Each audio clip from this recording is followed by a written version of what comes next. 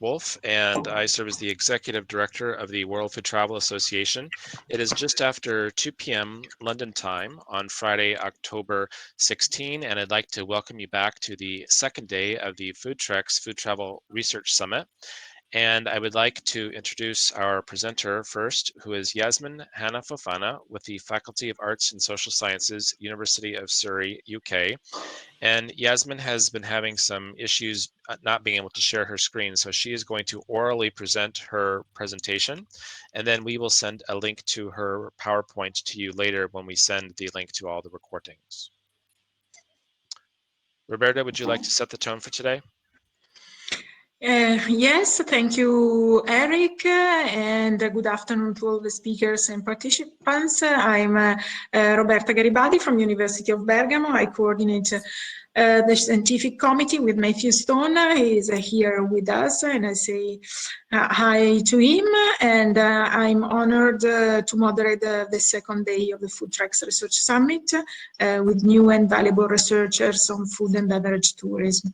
And food tourism has gained importance worldwide as local food can provide a distinctiveness to destination in an increasing crowded marketplace when adequately developed and promoted. The research that we as World Food Travel Association have developed confirm this growing trend as well as other contributions and studies. Yesterday, contributions helped to shed light on changes, innovation in this sector and increase the knowledge on this topic, and also on how to deal with the challenge that are raising due to the pandemic emergency. I'm sure that also today interventions will be valuable for the debate on food and beverage tourism. We will start with the presentation of food tourism in Ivory Coast and how this tourism practice can help and sustain the development of this destination. And finally, I would like to remind to all the speakers that each presentation can last up to 20 minutes. Please be on time. At the end, we'll have about 5 minutes for questions. All the participants can write their question in the chat. And thank you, Yasmine, for your presentation. Thank you for having me. So hello everyone, my theme for today is culinary tourism as a tool for destination development in Côte d'Ivoire or Ivory Coast, however you would like to call it. So just a quick introduction about me. My journey with food started since I was a little girl, of course, but professionally speaking, since 2012, as I launched the first food blog of the country. It then evolved in launching the first restaurant week of the country. And then now I'm currently, in addition to all of that, continuously launching the first food tour operator business of the country. So lots of firsts, but above everything else, I'm really passionate about promoting my country, promoting our culinary heritage, hence why I've done this research back when I was doing my master's.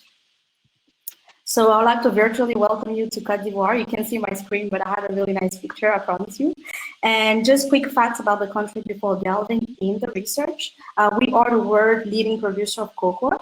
We have more than 60 ethnic backgrounds, 60 ethnic groups in the country, which makes it very interesting as far as our culinary and cultural heritage is concerned. And about 2018, we reached close to 2 million visitors annually. We have seen an increase. Of course, it's not a lot compared to other destinations, but for us, it's quite significant. We have seen an increase along the years, and it's hopefully will continue to increase aside from COVID and so on.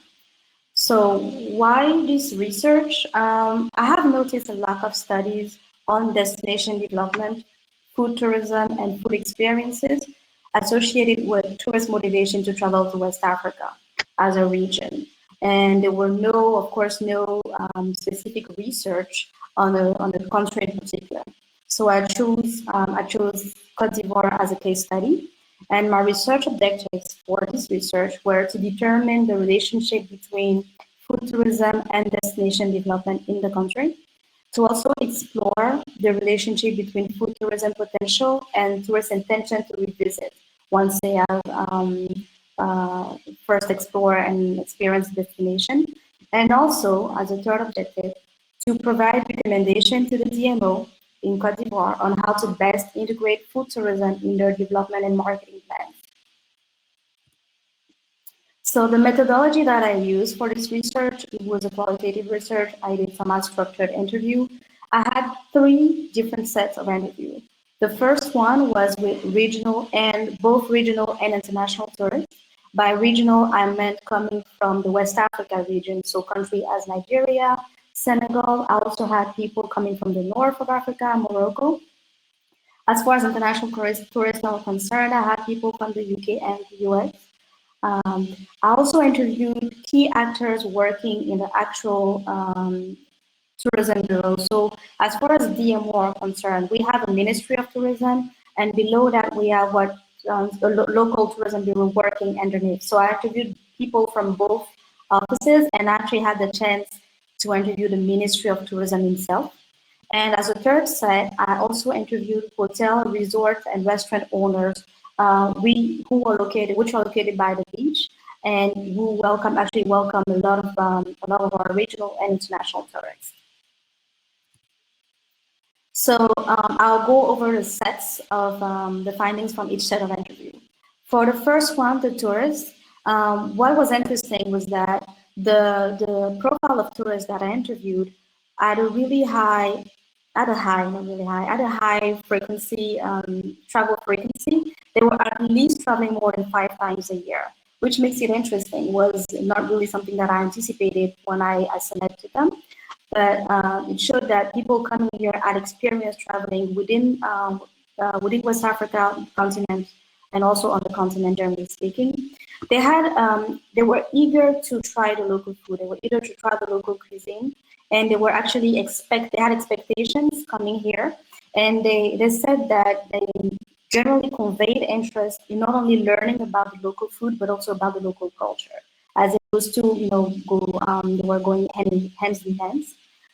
They also were familiar with the Ivorian cuisine prior to traveling to Cote d'Ivoire, which was interesting. They either tried it from friends, from family members, or they had gone to a restaurant, an Ivorian restaurant, abroad, wherever they were around the world. And so they were eager, since they have had seafood outside of the country, they were enjoyed it. They were actually eager to try the food in the country. They were, concerning food quality and taste, a lot of them mentioned health, not issues, but health concerns and hygiene as well. Some of our food, especially street food, can be tricky for some people, and they were a little hesitant about trying the food, but generally speaking, they had a good approach towards it. Concerning tourist intention to visit Cote d'Ivoire, they were interested in coming back. However, they did not mention food as a first motivation or incentive to come back. So that's something we can come back to in another point. And they kept comparing Ivorian cuisine in comparison to other African cuisine. So since they have had extensive travel around the continent, they were able to say, oh, I've had food in Tanzania or Nigeria, and I've had food in Ivory Coast as well, and now I can compare and see which one I like the best. So it was interesting to see that they were familiar with African cuisine, generally speaking, and then Ivorian cuisine as well. They were also willing to, like I've mentioned before, willing to experience the local food, the local culture, but also adapt to it. For example, some of our food, we eat them with our hands, and they were really actually eager to try and eat with our hands as well. So the findings from the interview with the DMO, first of all, they mentioned the challenges that we've had as a nation with tourism, generally speaking.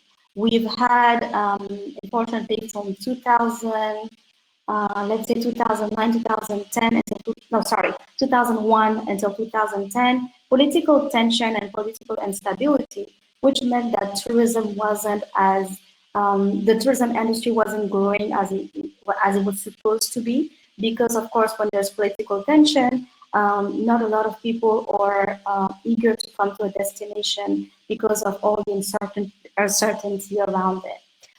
They also mentioned the challenges that they've had establishing relationship with local businesses, and the local business actually mentioned those challenges as well. It's as if they are both aware of those situations, but actually struggling to connect, and that's something I'll come back to later as well. And they acknowledge the potential, the culinary potential of Cote d'Ivoire and tourist interest, but they do acknowledge the fact that they also fail to assess the demand and assess the need, the demand, and the behavior while in country. And that's actually one of my recommendations. So thirdly, the sets of interview from the hotel and the restaurant owners, they mention on their hand something that hasn't come up before, the lack of tourism development. We are still a developing nation, and when it came to tourism, they really insist on the fact that the Ministry of Tourism or the DMO should do more as far as tourism is concerned. They mentioned the lack of infrastructure in some of the region. There may not be poor roads accessing those regions or lack of infrastructure, such as hotel and other entertainment and things like that. So they saw this as challenges that needed to be addressed before even going into diving into niche tourism, such as food tourism.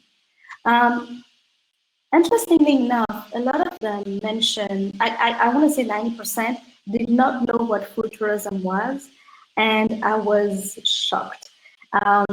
Then again, you can't really blame them on the fact that you do have to have had the chance to do research about it. But they were saying, oh yeah, people do come and ask for specific local cuisine, but they did not link that with the fact that he had a name and that was actually a niche market, and they could actually explore and leverage on that. They did mention the diversity of international visitors coming in, people from China to Belgium coming to Cote d'Ivoire, and they were actually interested in, again, trying the local food, being curious about our story and the story behind the different cuisine. And last but not least, the recommendation for the DMO, which I worked into a SWOT analysis after recommendation from Roberta, thank you. And the strengths that first, let's look at the strength. So we are a culturally diverse nation. Like I mentioned at the beginning, we have more than 60 ethnic 60 ethnic tribes, sorry. And each and every one of them has their own ways of cooking their own meal and dish. And we have 12, in addition, we have 12 tourist regions, and each of them has a particular interesting points to visit or interesting cultural sites. We also have UNESCO heritage sites, and we need to leverage on that, which is one of our strengths as a nation. Another strength that could be mentioned is the fact that there was a new tourism development strategy launched by the Ministry of Tourism and the government in 2018. They were supposed to go from 2018 to 2025. And that new tourism strategy is really to set the country in the first, to push the country in the first top 5 destinations visited in Africa. Right now, we rank number 3 after Nigeria and Morocco as far as business tourism is concerned.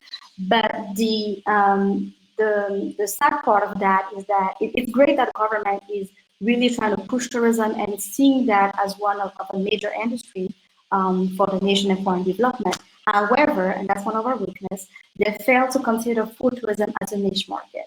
They, of course, are trying to increase and leverage more on the fact that we went 3rd on the continent for business tourism. They also look at niche such as ecotourism, agro-tourism, but they fail to recognize food tourism as a potential niche market that can really help our destination to develop to where it should be. And as I mentioned, another weakness is the poor infrastructure in some of the region. To go from point A to point B, you may have poor roads, like I said, lack of hotels, lack of facilities that may help or be a motivation for people to travel outside of the capital city.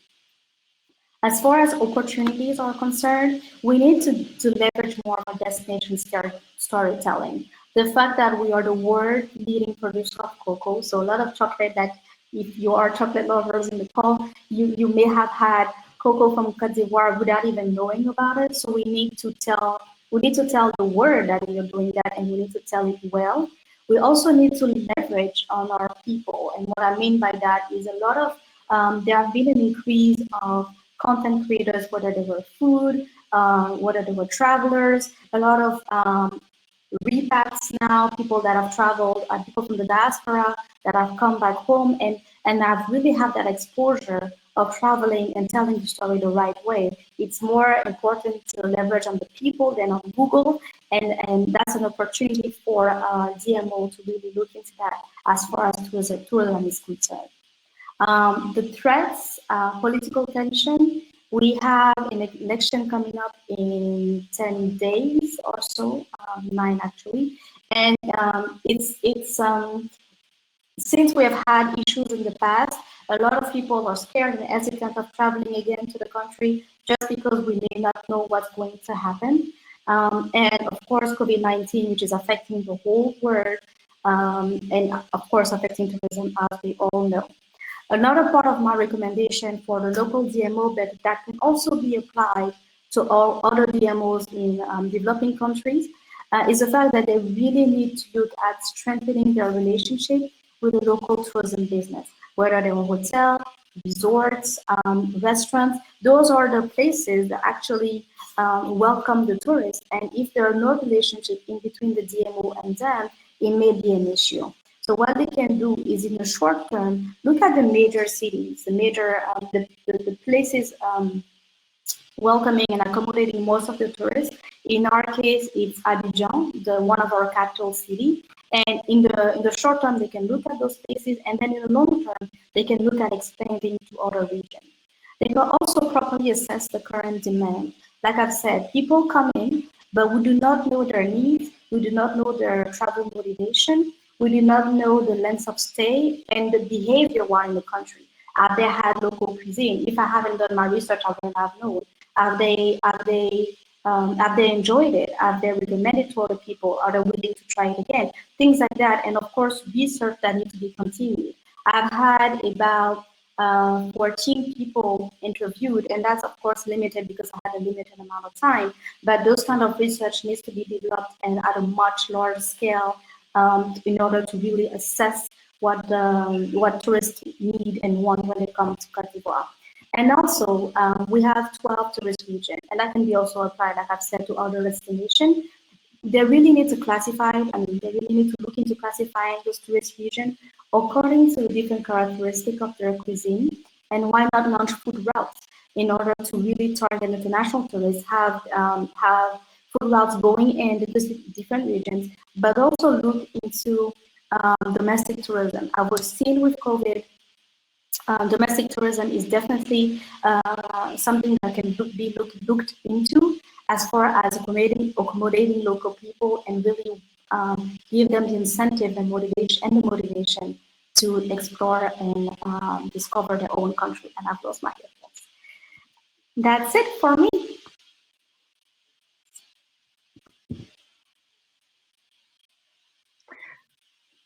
For your presentation. If someone wants to put a question, we are very happy to share it. And otherwise, I ask you something. Is there something you learn from the situation in Cote d'Ivoire and that could be useful for other destinations? And so which are the topics that find that were better developed? Sorry, can you repeat the question? Is there something you learn that would benefit other destinations beyond just Cote d'Ivoire? So, yeah, which are the most important points that you can think that with some in Italy we can learn from your practice, for example?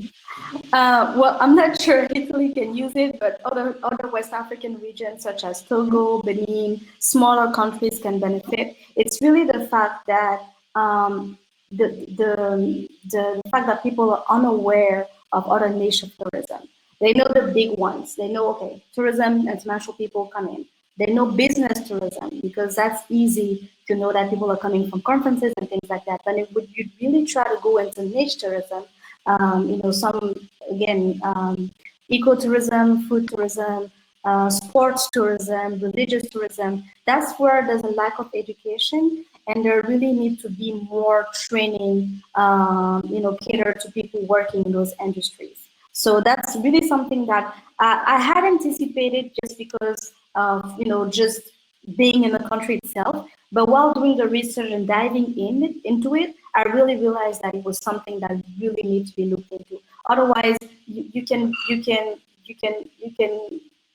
claim that you're doing food tourism, but if people around you don't even know what it means and what it implies and the potential that it had, then we have an issue. So it was really that the fact that there are different niches that need to be explored. There are people that need to be trained. There are people that need to be again exploring their own country and their own culture. Because if you don't know your own food and your own culinary culture as far as the diversity of the nation is concerned, how can you be an ambassador of those cuisines to other people? Mm-hmm.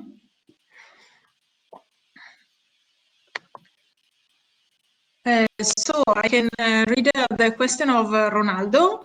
If I got it right, you have talked to high-frequency travelers that were curious about trying local food after having tried it elsewhere. Have you identified which experiences generated such interest? Yeah, they, like I've said, a lot of them, they either, since they've traveled, they're either met an Ivorian person abroad, they're either friends with them, or even when they were in wherever country they find themselves, or their country of origin, they have tried going to an Ivorian restaurants. Food festival as well. Some of them mentioned attending food festival and having food stand of Ivorian food, which I found interesting. So they were curious in experiencing that, the food that, even though you may think it's, the concept of authenticity, we don't talk, we never talk enough about it. They had, I got it from an Ivorian person, but they were actually more eager to try it now in the country. Now that they had it outside of the country and they wanted to see if it was the same taste, were the spices going to be the same, was the experience going to be the same, and things like that. So it was really an array of experiences. I didn't, because of time, I didn't want to go too much into that, but yeah. And what was the role of cocoa on it? Yes. Sorry, that's one more question that came in. Yes. And so, go ahead, sorry. Yes, what was the role of cocoa on it?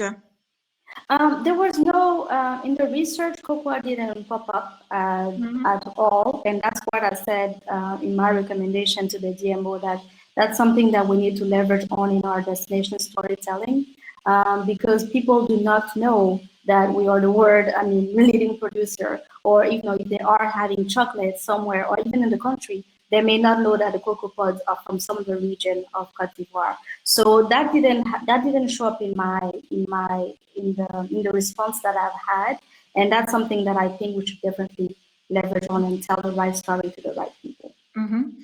What is the percent of serving your local food in the menu of tourist, hotel, and restaurant? Oh, okay. Hotel are really doing a good job about it. I want to say roughly, I want to say 70-30, 70%. Sometimes they may have, actually every other day they have a buffet, depending on the hotel, of course, but a lot of them have the buffet of local cuisine, and then they also have a buffet of European and other type of cuisine. Because we were a French colony, we have a lot of French influence in our cuisine, and people do a lot of fusion nowadays, everywhere else in the world.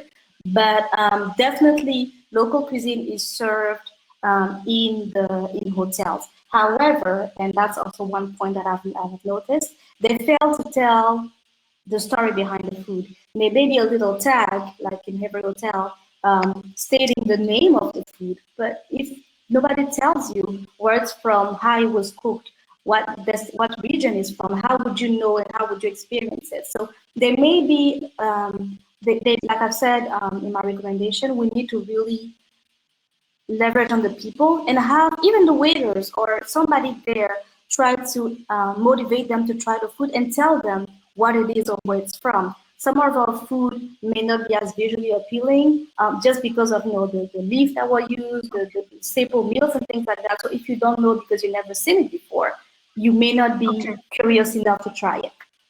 Okay, now we have to finish because we have ended our time, and so thank you very much for your presentation and valuable intervention. Before ending, I just remind you to click on the invitation you have received by email to attend the next session. Thank you. Okay. Thank you. Bye.